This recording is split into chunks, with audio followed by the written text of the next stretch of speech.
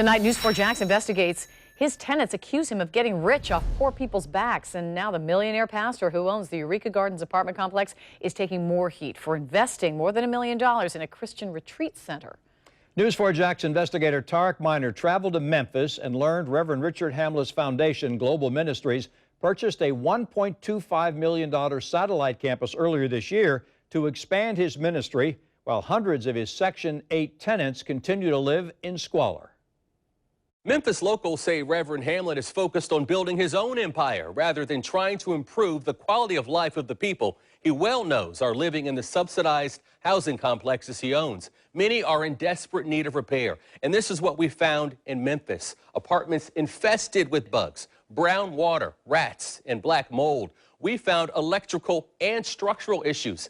His tenants are outraged that his attention isn't on the less fortunate. In the working-class neighborhood of Hickory Hills, Tennessee. Hidden behind this gated entrance is what some call a pastor's paradise on 18 acres of land. News 4 Jax has confirmed Richard Hamlet's Global Ministries Foundation paid $1.25 million just 9 months ago for this satellite campus called the Stephen Olford Center.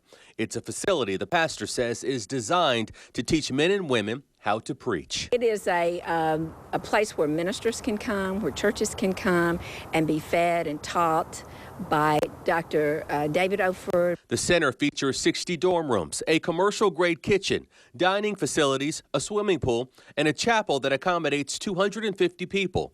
The campus has walking trails and basketball courts. Employees say it's designed to house large meetings, events, and even weddings. The retreat's elegance is a far cry from the properties Hamlet owns in many cities, including those right here in Jacksonville. Robert Avant lives just 30 miles away from the retreat in the Warren Apartments, which failed a HUD inspection last year.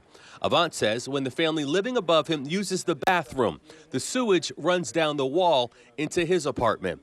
This is cell phone video Avant shared with us showing water flowing from above. Like if I come here to take a bath or whatever and they flush their toilet, all of it just leak down and it be flooded out right here. You see how I got this towel, so to try to soak the water up. Avant says he's put in requests to fix the piping in his ceiling for several months with no response. For now, he uses bleach to clean up the mess. I don't know what to say about it. They won't come fix it. I can't get them. I can't make them, force them to come do nothing. So I try, and I just make do what I got now.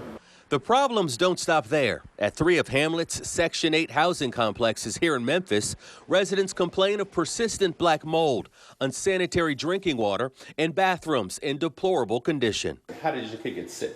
From the mildew and the water. The water was brown. We took the concerns of these residents to Reverend Richard Hamlet's foundation office. Gentlemen! Mr. Hamlet, how are you, sir? Come on into this house. Where Hamlet agreed to sit down with me. Why not take that $1.5 million that you put into the Alford Center and put those into those properties? Mm-hmm. Well, those are two different business plans. The Alford Center, we have donors that give to our foundation for specific ministry projects, and we work in 30 countries around the world. Hamlet says his housing projects are a sustainable business and his ministry a separate entity within his business model.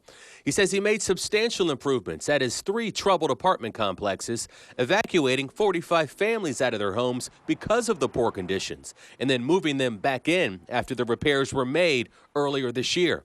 But residents say the Reverend is blatantly neglecting the needs of the poor. When you see some of the conditions that the people live in, how does that affect you? It bothers me.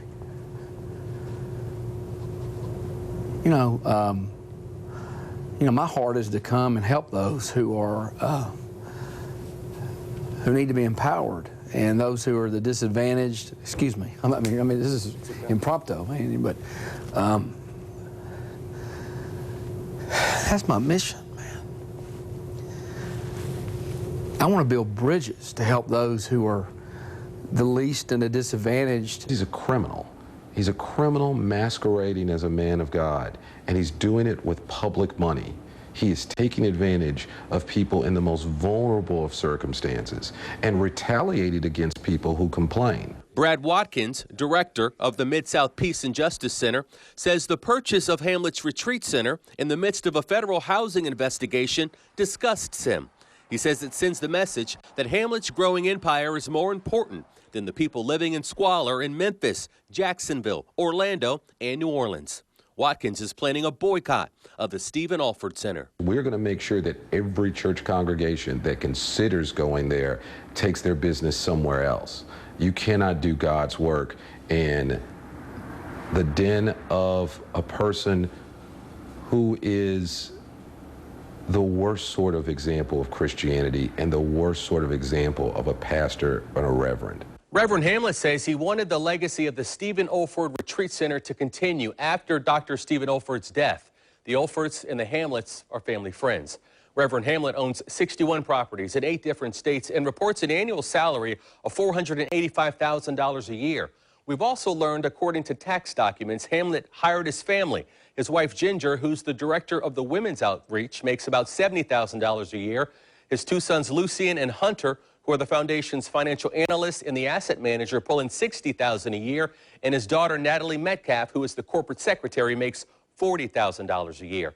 Reverend Hamlet tells News4Jax he deserves his salary because of all the hard work he puts in every single day.